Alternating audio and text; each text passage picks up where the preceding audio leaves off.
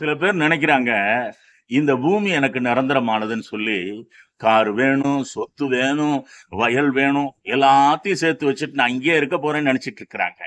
வேதம் என்ன சொல்லுது தெரியுமா? கொலோசியர் 3ஆம் அதிகாரம் 2ஆம் வசனத்துல, பூமியில் உள்ளவைகள் அல்ல, மேலானவைகளே நாடுங்கள்னு. அப்ப நம்ம ஒரு தேவ மனிதனுடைய நாட்டம் அப்படித்தான் இருக்கும். நம்ம இந்த பூமியில நம்ம வாழணும்னு நினைச்சாலும் 70 வயது இல்லைன்னா 80 வயது தான் மனிதனுக்கு கொடுக்கப்பட்டிருக்குது. அதுக்கு மேல ரொம்ப துயரம் தான். அப்படி வாழ முடியாது. அப்படி வாழ்ந்தாலும் ரொம்ப கஷ்டம். அப்ப அதுல இதை தேடி அதை தேடி ஓடுறதுல பிரயோஜனமே இல்லை. அதுதான் பைபிள் சொல்லுது, மேலானதை தேடுங்கன்னு சொன்னது.